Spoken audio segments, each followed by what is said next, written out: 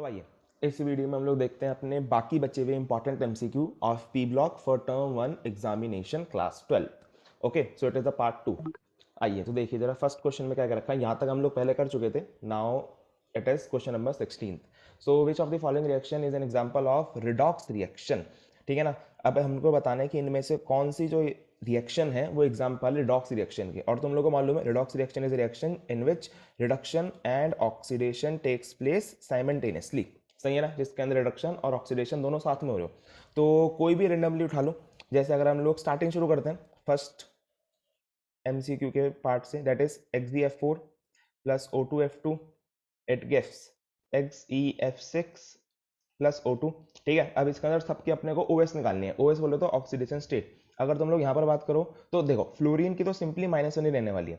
Fluorine की कितनी रहने वाली है? -1 ही रहने वाली है। फ्लोरीन के अंदर कोई चेंज नहीं आने का। देन उसके बाद चेंज आता है इनके अंदर, Xe के अंदर। क्योंकि देखो तुम लोगों को याद होगा फ्लोरीन जो है वो अपनी केवल एक ही OS शो करता है, डेट इज -1। ग्रुप नंबर 17 का फर्स्ट क्वेश्चन ही ये आता है कि फ्लोरीन केवल और केवल -1 OS दिखाता है, बताओ क्यों? तो इसका रीजन क्या होता है? इसका रीजन होता है due to absence of B subshell. Okay cool. So अब इनकी अगर चेंज हो सकती है OS तो हम लोग इनकी निकाल के देख लेंगे एक बार। जैसे यहाँ पर Xe है तो Xe अगर तुम निकालोगे, देखो निकालने का तरीका अगर तुम लोगों को याद नहीं है तो एक में निकाल के दिखा रहा हूं।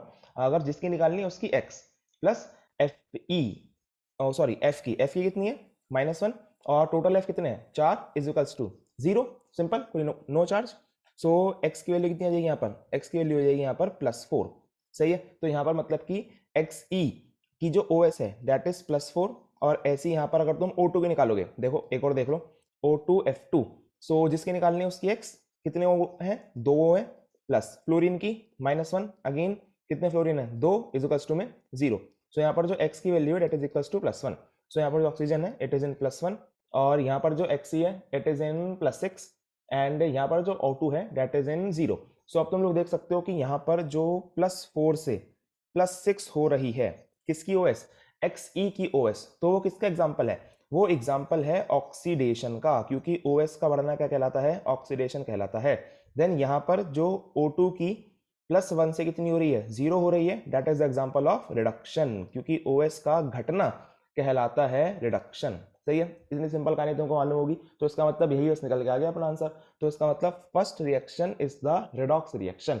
बाकी तीनों भी तुम लोग ऐसे ही चेक कर सकते हो, उनके अंदर या तो ऑक्सीडेशन हो रहा होगा या फिर रिडक्शन हो रहा होगा, दोनों एक साथ नहीं हो रहे होंगे। सही है, simple. Next question number 17। The product obtain when chlorine gas reacts with cold and dilute NaOH। तो देखिए सिंपली हम लोगों ने ले लिया यहाँ पर NaOH। देखो दोनों रिएक्शन करके देख लेते हैं, देन उसके बाद देख लेंगे अपने पास कोल्ड एंड डाइल्यूट के अंदर भी, क्योंकि क्वेश्चन देखो दोनों से आ सकता है। तो ये अपने पास NaOH और रिएक्शन करेंगे अपने को क्लोरीन के साथ, या फिर अगर नेक्स्ट स्टेज के अंदर हम लोग ले लें NaOH और क्लोरीन के साथ रिएक्शन, लेकिन फर्स्ट वाले के अंदर है कोल्ड एंड डाइल्यूट और सेकंड वाले के अंदर है हॉट एंड कंसनट्रेटेड। ठीक है ना। अब सिंपल सी कहानी क्या थी याद करने की कि अगर Na है Cl है तो NaCl बनेगा, दोनों बना दिया NaCl है। हाइड्रोजन है ऑक्सीजन है तो पानी निकलेगा, ये निकल गया हमारे पास पानी। अब कोल्ड के अंदर ध्यान देना जरा, कोल्ड के अंदर हमारे पास NaOH जो है वो इतना रिएक्टिव नहीं है। ठीक है ना, डाइल्यूट है ना, इतना रिएक्टिव नहीं है। तो इसका मतलब केवल और केवल एक ऑक्सीजन देगा, दैट इज NaOCl। फंडा समझ गए? क्या देगा? केवल एक ऑक्सीजन देगा, दैट इज NaOCl। लेकिन हॉट एंड कंसंट्रेटेड में देगा दो नहीं, तीन ऑक्सीजन, क्योंकि भाई साहब बहुत ज्यादा कंसंट्रेटेड है। तो इट इज NaO3Cl। सही है, समझ गए? So that is your reaction cold and dilute and hot and concentrated के साथ। तो जब NaCl को डिसोसिएट करोगे तो तुम्हारे पास क्या मिलेगा? You get Na positive plus Cl negative, and then यहाँ पर भी जब NaCl को डिसोसिएट करोगे तो Na positive plus Cl negative. ठीक है ना, इजी सिंपल। देन उसके बाद अगर इसको डिसोसिएट करोगे NaOCl को मारो डिसोसिएट, तो ये बन जाएगा तुम्हारे पास Na positive plus OCl negative, and then next वाले करोगे then it is again Na positive plus O3Cl negative. ठीक है ना, लेकिन हमसे रिएक्शन किसकी पूछी गई है? केवल कोल्ड एंड डाइल्यूट वाले की। सो ऑप्शन नंबर कौन सा करेक्ट हो जाएगा? जिसके अंदर OCl नेगेटिव हो और क्या हो? Cl नेगेटिव हो, that is C. Option number C is correct. ठीक है, ये हो गया क्वेश्चन नंबर 17। नेक्स्ट, और इसी के तरीके से क्वेश्चन नंबर इसका बदल देगा, मतलब कि कोल्ड एंड डाइल्यूट की जगह हॉट एंड कंसंट्रेटेड कर देगा। तो ऑप्शन में जिसके अंदर ये दो आयंस हो वो करेक्ट हो जाएगा, ठीक है। देन उसके बाद नेक्स्ट देखते हैं question number 18, the type of hybridization and number of lone pair of electron in XeF4, ठीक है ना। सिंपल सी बात है, इन्होंने क्या रखा है कि भैया XeF4 की हाइब्रिडाइजेशन बता दो और इसके अंदर नंबर ऑफ लोन पेयर बता दो। ये रहा हमारे पास Xe, आउटर मोस्ट में कितने इलेक्ट्रॉन, 8 इलेक्ट्रॉन बना दिए। देन उसके बाद 4 तो हैं इसके अंदर फ्लोरीन, तो सिंपली 1 2 3 4, 4 हमने बना दिया फ्लोरीन, और एक है ऑक्सीजन। ये रहा हमारे पास एक डबल बॉन्ड के साथ ऑक्सीजन, और ये क्या बच गया हमारे पास, ये बच गया हमारे पास लोन पेयर। तो गिन लो कितने तुम्हारे पास इलेक्ट्रॉन पेयर हैं। लोन पेयर तो एक ही है, लोन पेयर तो एक ही है।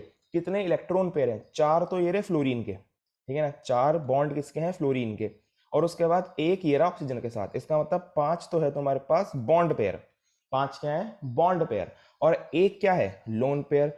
इन्हें कहते हैं हम लोग इलेक्ट्रॉन पेयर, सही है ना, क्या कहते हैं हम लोग, इलेक्ट्रॉन पेयर कहते हैं।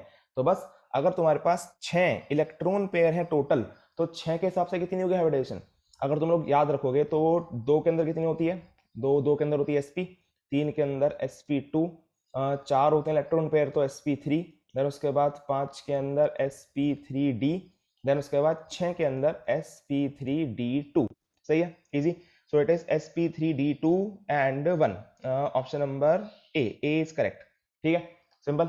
Next, which among the following is the most reactive, इनमें से कौन सा सबसे ज्यादा रिएक्टिव है, बच्चा बच्चा बता देगा, that is ICl because it is an interhalogen compound. क्या है ये, इंटरहेलोजन कंपाउंड है। लेकिन क्यों ज्यादा रिएक्टिव है ये भी याद रखना जरूरी है, due to difference in electronegativity. किसकी वजह से, डिफरेंस इन इलेक्ट्रोनेगेटिविटी है, इसकी वजह से क्या ये ज्यादा रिएक्टिव है। लेकिन एक बात और ध्यान रखना, अगर इसके अंदर एमसीक्यू में मान लो ब्रोमीन को कट कर कर आ जाता फ्लोरीन, तो आंसर क्या आता, तो भैया आंसर आता फ्लोरीन। क्यों फ्लोरीन, क्योंकि फ्लोरीन में क्या लगता है, इंटर इलेक्ट्रॉनिक रिपल्शन। क्या लगता है फ्लोरीन के अंदर, इंटर इलेक्ट्रॉनिक रिपल्शन। ध्यान रखना इस बात को, मतलब कि अगर तुम लोग सीरीज देखोगे तो अगर छोटी सीरीज ध्यान रखना, सबसे ज्यादा रिएक्टिव फ्लोरीन, देन उसके बाद इंटर हेलोजन कंपाउंड, देन उसके बाद बाकी बचे हुए डाइहाइलाइड, बोले तो क्लोरीन, ब्रोमीन एंड आयोडीन, सही है ना, simple. Fluorine due to inter electronic repulsion, inter halogen compound due to difference in electronegativity, और ये तो है ही फिर सबसे ज्यादा कम रिएक्टिव, ठीक है। Next, which of the following has the highest boiling point, तो इसका मतलब देखो सिंपल है कि boiling point that is BP is directly proportional to, किसके प्रोपोर्शनल टू, एटॉमिक साइज, ठीक है ना, किसके प्रोपोर्शनल होता है, एटॉमिक साइज, और you can say atomic wait.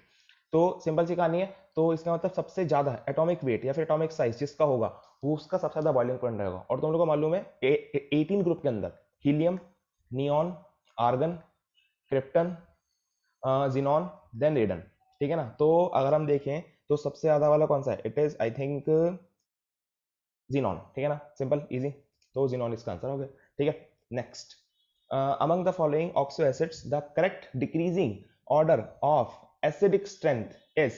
अब सिंपल सी कहानी है भैया, एसिडिक स्ट्रेंथ अगर तुम लोग देखना चाह रहे हो, फिर एसिडिक करेक्टर देखना चाह रहे हो, that is directly proportional to OS, जिसकी जितनी ज्यादा ओएस उसकी उतनी ज्यादा एसिडिक स्ट्रेंथ, और ओएस निकालने तुम लोगों को आती है। तो अगर तुम लोग देखोगे तो यहाँ पर जो क्लोरीन है निकाल लेना, देखना सी ऑप्शन करेक्ट है इसका। तो यहाँ पर क्लोरीन की जो ओएस है दैट इज +7, देन उसके बाद है यहाँ पर +5, देन यहाँ पर है +3, और यहाँ पर है +1, ठीक है ना, निकाल के देख लेना नए की नारा हो तो अगर ओएस जितनी ज्यादा होगी उतनी ज्यादा क्या होएगा, एसिडिक स्ट्रेंथ या फिर एसिडिक नेचर होएगा, ठीक है ना। या फिर तुम लोग एक और शॉर्टकट है, वो शॉर्टकट नहीं, बेसिकली सिंपल सी कहानी है कि अगर कभी भी ऑक्सो एसिड्स ऑफ हेलोजन आ जाए तो जितनी ज्यादा ऑक्सीजन उतना ज्यादा वो एसिडिक, ठीक है ना। ऐसे भी याद करते हैं काफी बच्चे कि भैया ऑक्सो एसिड्स ऑफ हेलोजन के अंदर जितनी ज्यादा ऑक्सीजन उतना ही ज्यादा एसिडिक नेचर। तो यहाँ पर तुम लोग ऑक्सीजन भी डाल सकते हो, क्योंकि देख सकते हो तुम लोग यहाँ पर 4 ऑक्सीजन है, यहाँ पर फिर 3, फिर 2, फिर 1, ठीक है ना। तो जितनी ज्यादा ऑक्सीजन उतना ज्यादा एसिडिक नेचर। नेक्स्ट, ये वैसे ये कुछ होता नहीं है, इसका बात ध्यान में रखना, ऑक्सीजन वाला बस छोटी सी ट्रिक है वो, जहाँ यहीं पर ही काम करती है वो, लेकिन मेन जो है दैट इज ओएस, ठीक है। Next, the shape of XeO2F2 molecule is, XeO2F2 molecule की भैया शेप क्या होती है, it is the most important shape for class 12th examination. ध्यान रखना, सी शॉ शेप बनाता है, कुछ इस तरीके की है, सही है।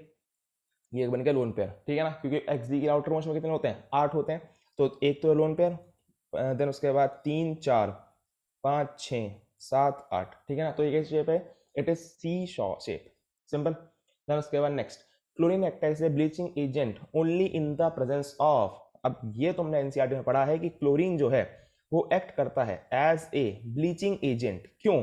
क्योंकि भैया जब क्लोरीन पानी से रिएक्ट करेगा तो क्या बना देगा, देख रहे हो यहाँ पर HCl, तो ये निकाल देगा 2 HCl और क्या बचा रह गया, एक नेसेंट ऑक्सीजन बचा रह गया। तो जैसे ही पानी के संपर्क में आया इनने नेसेंट ऑक्सीजन निकाल दिया। अब यही नेसेंट ऑक्सीजन क्या करेगा, ऑक्सीडेशन करेगा, और ऑक्सीडेशन करने की वजह से कैसा काम करेगा, ये ब्लीचिंग एजेंट की तरह काम करेगा। और ध्यान रखना इसकी जो ब्लीचिंग होगी वो भी कैसी होगी, परमानेंट ब्लीचिंग होगी, क्योंकि ब्लीचिंग जो ऑक्सीडेशन से होती है that is a permanent bleaching. तो यहाँ पर जो आंसर आ जाएगा that is moisture.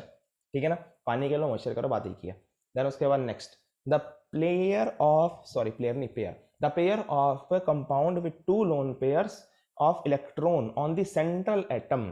Central atom पे जिस कंपाउंड के पास 2 लोन पेयर हैं वो बताने अपने को। तो इसका मतलब सिंपली ये शेप बताना चाह रहे हैं, शेप बना लो बस इनकी, और बाकी तुमको आंसर अपना पता चल जाएगा। तो ब्रोमीन 1 2 3 4 5 6 7, ठीक है ना, और 5 है फ्लोरीन, तो 1 2 3 4 5, कितने लोन पेयर है, केवल एक लोन पेयर है, तो ये ऑप्शन तो हो गया गलत। तो ब्रोमीन वाले जितने भी ऑप्शन थे सब गए, तो ब्रोमीन एक ही ऑप्शन में था। Okay cool. देन उसके बाद देखते हैं सल्फर।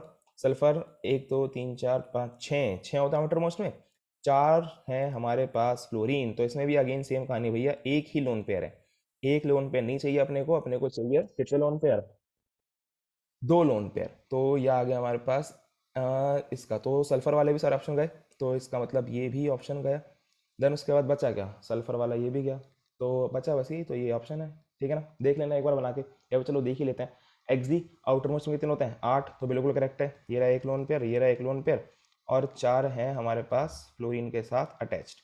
ठीक है, ये आ गया। देन उसके बाद क्लोरीन आउटर मोस्ट में 7, तो 7 के हिसाब से 1 2 3 4 5 6 7, 3 है फ्लोरीन के साथ अटैच, तो ये रहा 1 2 3, और ये रहे 2 लोन पेयर। ठीक है ना, तो ये इसके आंसर है ऑप्शन नंबर बी।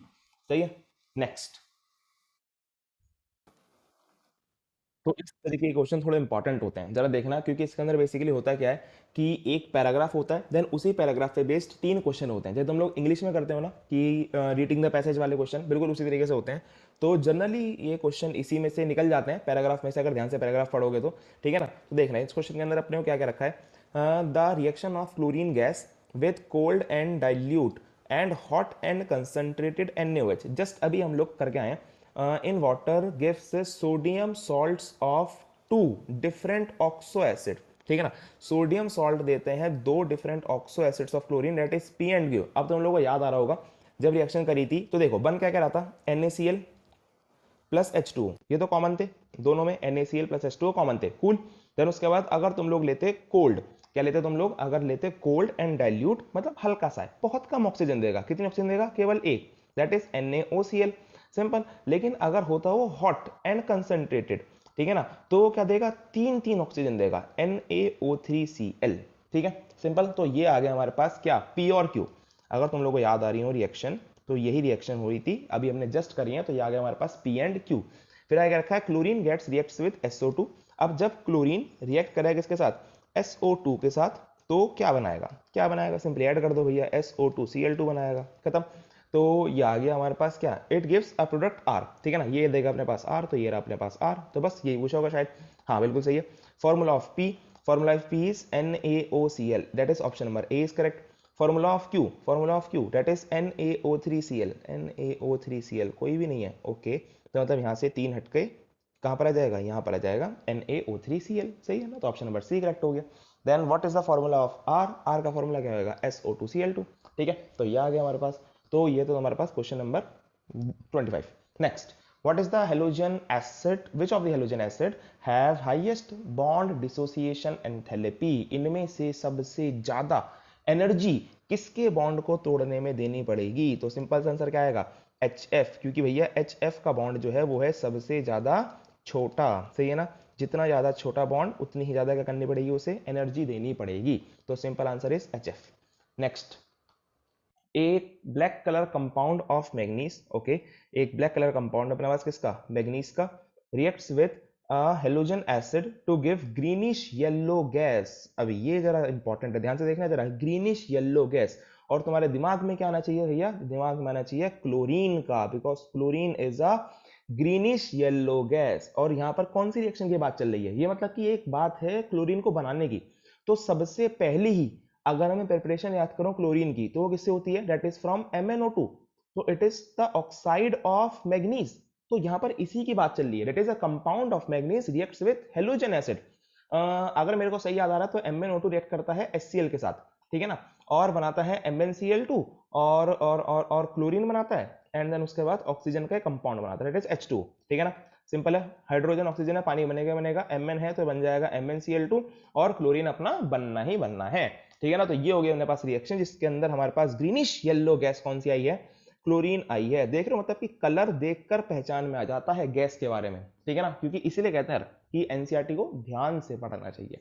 फिर हमसे क्या रखा है, when axis of this gas reacts with ammonia. अब अपने को क्या लेना है, क्लोरीन लेना है एक्सिस में, ठीक है ना, और रिएक्ट कराना है अमोनिया के साथ। तो तुम लोग को याद होगी, अगेन मोस्ट इंपॉर्टेंट रिएक्शन है, it forms NCl3 plus plus plus, क्या बनाएगा, it forms I think HCl, okay cool.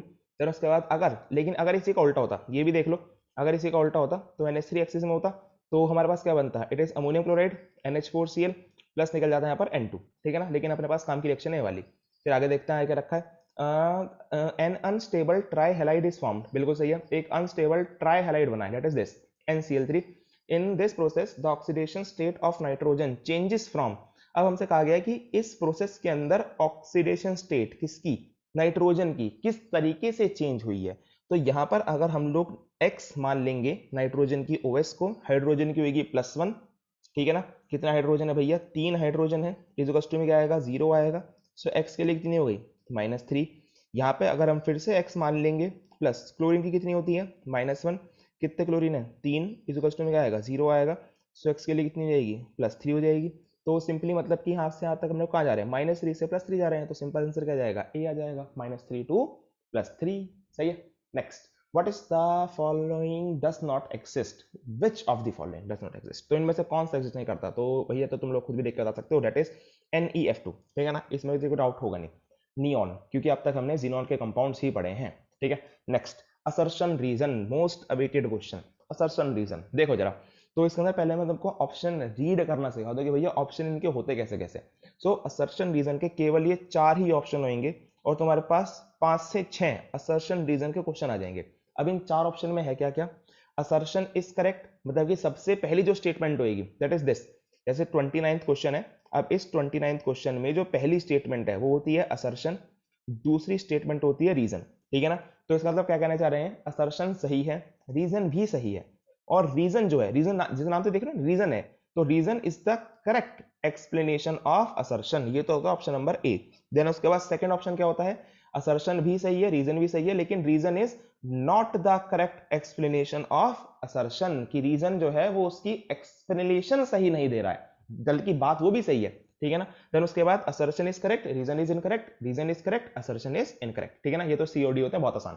अब देखो इसके अंदर जो है ना असर्शन रीजन भी आ सकता है, और स्टेटमेंट वाइज भी क्वेश्चन आ सकते हैं, कि statement 1 statement 2, statement 1 is correct, statement 2 is correct, but statement 2 is not the correct explanation of statement 1। तो ध्यान रखना यहाँ पर असर्शन रीजन करके दे देगा, या फिर स्टेटमेंट 1 स्टेटमेंट 2 करके भी क्वेश्चन आते हैं, ठीक है। फिर उसके बाद देखना, क्योंकि एनसीईआरटी एग्जाम्पलर के अंदर स्टेटमेंट वाइज ही क्वेश्चन है, स्टेटमेंट 1 स्टेटमेंट 2 करके, ठीक है। तो देखना जरा, इसमें क्या कर रखा है हमसे कि assertion N2 is less reactive than P4, N2 जो है वो कम रिएक्टिव है P4 से, बिल्कुल सही बात है, क्योंकि N2 जो होता है उसके अंदर क्या होता है, ट्रिपल बॉन्ड होता है, और इस ट्रिपल बॉन्ड को तोड़ना बहुत ज्यादा मुश्किल होता है। ये एक एनसीईआरटी क्वेश्चन भी है कि नाइट्रोजन जो है वो इनर्ट रहता है रूम टेम्परेचर पर, बताइए क्यों।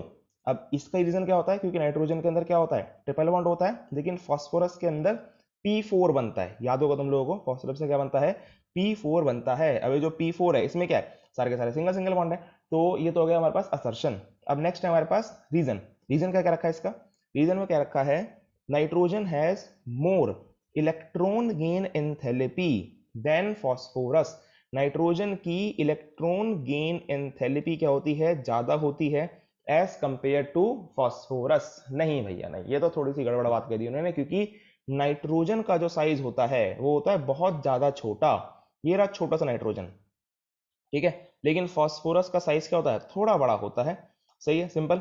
नाइट्रोजन का साइज बहुत ज्यादा छोटा है, फॉस्फोरस का साइज थोड़ा सा बड़ा है। तो इनकमिंग इलेक्ट्रॉन जब आएगा, सबको क्या लगता है, देखो सबको लगता है यही है कि जिसका साइज कम है वो ज्यादा एनर्जी रिलीज करेगा, जिसका साइज ज्यादा है वो कम एनर्जी रिलीज करेगा। सेम क्वेश्चन तुम लोग किसके अंदर पढ़ के आए हो, ग्रुप नंबर 17 में पढ़कर आए हो। तो उसे अब हम लोग थोड़ी देर के लिए छोड़ते हैं, उस पर भी आ जाएंगे अपन लोग, लेकिन पहले ये देखते हैं। लेकिन इसके अंदर देखना इसमें है क्या, फंडा क्या लगता है सिंपली, कि सबको क्या लगा था कि इसमें भी इलेक्ट्रॉन डालेगा, इसमें भी इलेक्ट्रॉन डालेगा। नाइट्रोजन का साइज छोटा है तो ये क्या करेगा, एनर्जी निकालेगा और बहुत ज्यादा एनर्जी निकालेगा। और फॉस्फोरस का साइज थोड़ा बड़ा है तो ये कम एनर्जी निकालेगा। सपोज करो फॉस्फोरस ने एनर्जी निकाली 10 जूल और नाइट्रोजन ने एनर्जी निकाली 15 जूल। अब तुम लोग कहोगे भैया बिल्कुल सही बात है, आप तो बिल्कुल करेक्ट कह रहे हो, इसमें तो कोई दिक्कत है ही नहीं, और ऐसे ही हुआ होगा, ऐसे ही हुआ होगा। लेकिन लेकिन एक चीज तुम लोग मिस कर गए। मिस क्या कर गए, कि नाइट्रोजन का इतना छोटा साइज है कि उसके अंदर इलेक्ट्रॉन डल ही नहीं सकता। मतलब कि इनकमिंग इलेक्ट्रॉन को बहुत ज्यादा रिपल्शन फेस करना पड़ेगा नाइट्रोजन के अंदर। सो हमें क्या करना पड़ेगा, कुछ अमाउंट ऑफ एक्स्ट्रा एनर्जी डालनी पड़ेगी, कुछ अमाउंट ऑफ एक्स्ट्रा एनर्जी देनी पड़ेगी समझाने के लिए। जो अंदर बैठे हुए इलेक्ट्रॉन है उनको समझाना पड़ेगा कि भैया थोड़ा समझ जाओ, बाहर से जो इलेक्ट्रॉन आ रहा है उसको आने दो, कोई दिक्कत नहीं है। तो जो यहाँ पर समझाने में एनर्जी लगी वो मान लो लग गई हमारे पास प्लस के 7 जूल।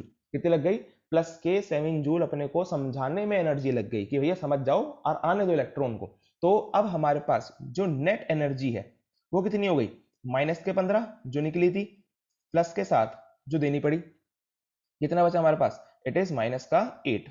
सही है, समझ में आ रही है। तो इसका मतलब अब यहां पर क्या हो चुकी है, एनर्जी कम हो चुकी है। So that's why electron gain enthalpy nitrogen की कम होती है एज कंपेयर टू फॉस्फोरस, और कम भी इतनी होती है कि नाइट्रोजन की इलेक्ट्रॉन गेन एंथैल्पी पॉजिटिव में चली जाती है और फॉस्फोरस की नेगेटिव ही रहती है। ध्यान रखना, मतलब कि अपने को बहुत ज्यादा एनर्जी देनी पड़ती है इसको समझाने के लिए कि इतनी एनर्जी निकल भी नहीं पाती। ठीक है, तो Eg that is electron gain enthalpy nitrogen की क्या होती है, ज्यादा होती है, सॉरी ज्यादा नहीं कम होती है। ठीक है ना, और ज्यादा मतलब पॉजिटिव में ज्यादा होती है, पॉजिटिव में होती है, और फॉस्फोरस की नेगेटिव में आती है। ठीक है, समझ में आ गया। तो इसका ऑप्शन नंबर कौन सा हो जाएगा, ऑप्शन नंबर सी करेक्ट हो जाएगा इसका, कि assertion is correct but reason is incorrect. ठीक है, नेक्स्ट पे आते हैं। असर्शन क्या क्या रखा है, HNO3 makes iron passive. Iron को क्या बनाता है, वो पैसिव बनाता है। अब पैसिव क्या मतलब है, passive means unreactive, passive means जो रेजिस्टेंस फेस करे। समझ पा रहे हो, मतलब कि HNO3 आयरन को ऐसा बना देता है कि वो किसी से रिएक्ट नहीं कर पाता। ठीक है ना, वो फर्दर रिएक्ट नहीं कर पाता। फिर उसके बाद नेक्स्ट क्या रखा है, reason HNO3 makes a protective layer. बिल्कुल सही बात है, HNO3 क्या बनाता है, प्रोटेक्टिव लेयर बनाता है। लेकिन किसकी, फेरिक नाइट्रेट की। नहीं नहीं नहीं भैया, यहाँ पर आयरन के नाइट्रेट की कोई प्रोटेक्टिव लेयर नहीं बनती, यहाँ पर बनती है आयरन के ऑक्साइड की protective layer, that is Fe2O3। ध्यान रखना, आयरन के ऑक्साइड की प्रोटेक्टिव लेयर बनती है, चाहे वो रेजिस्टेंस हो, समझ रहे हो, रेजिस्टेंस कह रहा हूं सॉरी, रस्टिंग, चाहे वो रस्टिंग में हो, चाहे वो HNO3 के अंदर हो। बिकॉज HNO3 क्या है, it is an good oxidising agent. तो वो आयरन को ऑक्सीडाइज कर देता है, जिसकी वजह से उसके चारों तरफ एक प्रोटेक्टिव लेयर बन जाती है जो उसका फर्दर ऑक्सीडेशन नहीं होने देती। ठीक है ना, देन उसके बाद तो इसका ऑप्शन कौन सा हो जाएगा, option number I hope C, C correct हो जाएगा। ठीक है ना, कि उसके चारों तरफ लेयर बनती है Fe2O3 दैट इज ऑक्साइड की लेयर। ठीक है ना, देन उसके बाद next NaCl reacts with concentrated H2SO4। NaCl react करेगा H2SO4 के साथ, gives a colourless fume with pungent smell, but on adding MnO2 the fumes become greenish yellow। अब देख लो दोबारा से आ चुका है क्या, ग्रीनिश येलो। जैसे ही ग्रीनिश येलो दिमाग में आया तो क्या आंसर आएगा, क्लोरीन। बिल्कुल सही बात है भैया, क्लोरीन है यहाँ पर ग्रीनिश येलो। अब रिएक्शन देख लो, रिएक्शन क्या चल रही है, NaCl रिएक्ट करेगा किसके साथ, H2SO4 के साथ। देन उसके बाद बनाएगा क्या, बनाएगा क्या, अगर तुम लोग यहाँ पर देख पा रहे हो, 2 NaCl ले लेते हैं। देन ये क्या बन गया तुम्हारे पास, 2 हाइड्रोजन, 2 NaCl क्या बन गया, 2 HCl बन गए, ये बन गया 2 HCl, और प्लस बचा क्या, Na2SO4, बचा हमारे पास Na2SO4। देन उसके बाद रिएक्शन कौन करेगा, अब जो HCl निकल रहा है, अब ये हमारे पास colourless fumes with pungent smell that is HCl। ठीक है ना, अब इसके अंदर हम लोगों ने मिला दिया MnO2, यहाँ पर हमने क्या डाल दिया, MnO2 डाल दिया। अब देखो फिर से वही रिएक्शन आ गई जो हमने स्टार्टिंग में पढ़ी थी, कि मैग्नीज का एक ब्लैक कलर का कंपाउंड है जो रिएक्ट करेगा हेलोजन एसिड के साथ और देगा ग्रीनिश येलो गैस। ठीक है ना, ध्यान रखना, ग्रीनिश येलो बहुत बार आ चुका है। फिर उसके बाद ये क्या बनाएगा, क्लोरीन बनाएगा। अब यहाँ पर रीजन क्या है इसका, MnO2 oxidise HCl to chlorine gas which is a greenish yellow gas, बिल्कुल सही है, बिल्कुल करेक्ट रीजन है भैया। तो यहाँ पर ऑप्शन नंबर कौन सा हो जाएगा, ए करेक्ट हो जाएगा कि assertion is correct, reason is correct and reason is the correct explanation of assertion. Next, SF6 cannot be hydrolyzed because but SF4 can be, okay, तो ये बिकॉज एक्स्ट्रा है कि SF6 हाइड्रोलाइज हो जाएगा, नहीं होगा, can not be hydrolyse, but SF4 can be, SF4 हो जाएगा, बिल्कुल सही बात है। रीजन क्या रखा है इसका, 6 fluorine atoms in SF6 prevent the attack of H2O in sulphur atom of SF6, बिल्कुल करेक्ट कह रहे हैं। देखना जरा ध्यान से, यहाँ पर क्वेश्चन क्या है, ये क्वेश्चन आई थिंक एनसीईआरटी के अंदर भी है कि सल्फर के आउटरमोस्ट में क्या थे, 6 इलेक्ट्रॉन थे। अब इन 6 इलेक्ट्रॉन ने क्या करा, बॉन्डिंग कर ली किसके साथ, फ्लोरीन के साथ, तो ये हो गई हमारे पास बॉन्डिंग फ्लोरीन के साथ, ये रही, ठीक है ना। अब उसके बाद हुआ क्या कि जब वाटर मॉलिक्यूल अटैक करने आए, किसके ऊपर अटैक करने आए, SF6 के ऊपर अटैक करने आए, तो इनको अगर रिएक्शन करनी है, पानी को अगर रिएक्शन करनी है, तो कहां तक पहुंचना पड़ेगा, पहुंचना पड़ेगा भैया सल्फर तक। कहां तक पहुंचना पड़ेगा, सल्फर तक पहुंचना पड़ेगा।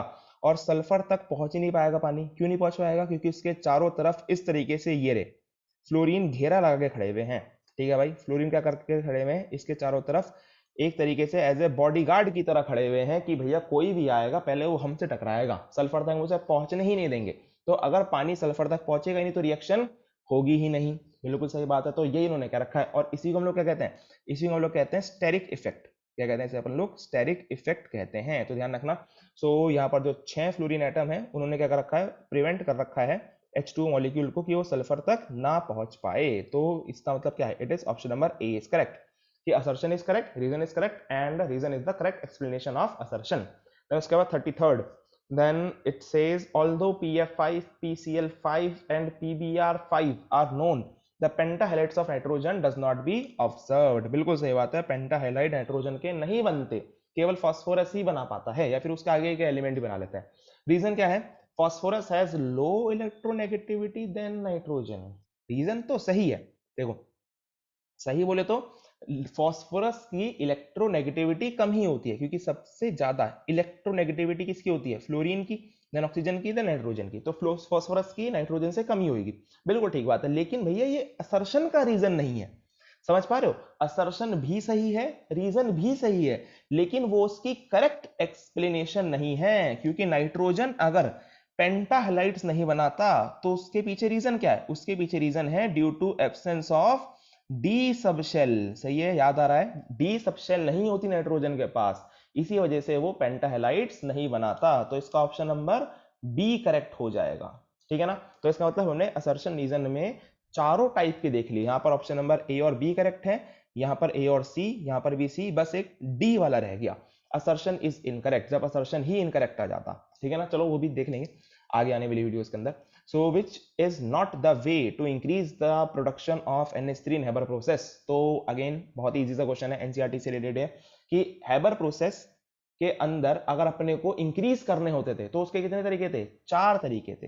कौन कौन से तरीके थे प्रोडक्शन बढ़ाने के, सबसे पहला हाई टेम्परेचर, हाई टेम्परेचर कर दो, ठीक है ना, देन उसके बाद हाई कर दो प्रेशर, हाई कर दो प्रेशर, देन उसके बाद use catalyst, use catalyst and then use catalyst promoter, promoter का भी इस्तेमाल करिए। अब यहाँ पर क्या क्या रखा है, टेम्परेचर हाई करो, बिल्कुल सही बात है, हाई प्रेशर करो, बिल्कुल सही है, यूज ऑफ कैटलिस्ट करेक्ट है बिल्कुल, यूज कैटलिस्ट पॉइजन, पॉइजन नहीं भैया, प्रमोटर, प्रमोटर आना चाहिए था यहाँ पर, तो ऑप्शन नंबर डी करेक्ट हो जाएगा, क्योंकि उन्होंने कहा था नॉट द वे, ध्यान रखना, not the way to increase the production.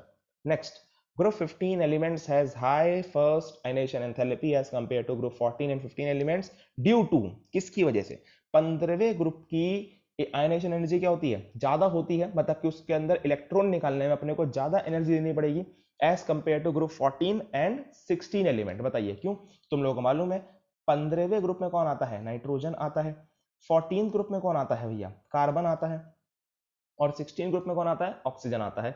और तुम लोगों को याद हो नाइट्रोजन के आउटरमोस्ट में कितने इलेक्ट्रॉन आएंगे, दैट इज Np3, सही है ना, याद है ना। फॉस्फोरस के अंदर क्या चलती है, दैट इज Np2, इसके अंदर Np3, इसके अंदर Np4, ठीक है ना, सिंपल। देन उसके बाद अगर तुम लोग बनाओगे तो पी सबशेल ये रही, और पी सबशेल की कॉन्फ़िगरेशन देखते के साथ ही तुम्हारे पास क्या जाएगा, आंसर आ जाएगा, ये रहा Np2 2 इलेक्ट्रॉन, Np3 3 इलेक्ट्रॉन हुए में, Np4 1 2 3 4, देख रहे हो ये क्या है हमारे पास, it is half filled, this is half filled. तो ध्यान रखना, हाफ फिल्ड होने की वजह से क्या होता है, नाइट्रोजन की जो आयनाइजेशन एनर्जी है वो ज्यादा होती है। फिर हम लोग कहें कि 15वें ग्रुप की आयनाइजेशन एनर्जी ऑलरेडी ज्यादा होती है as compare to 14 and 16 due to the presence of half filled P subshell. So answer is D, that is half filled P subshell. तो ये था अपना last question. So that's from my side, ये हो चुके एमसीक्यू, कुछ important MCQ P block के। अगर किसी एमसीक्यू में दिक्कत हो तो बता देना कमेंट के अंदर, एंड डिस्क्रिप्शन चेक कर लेना, वहां पर इसकी तुम लोगों को पीडीएफ मिल जाएगी ताकि तुम लोग अपने आप ही एक बार प्रैक्टिस कर सको। ठीक है, चलिए मिलते हैं फिर नेक्स्ट वीडियो के अंदर।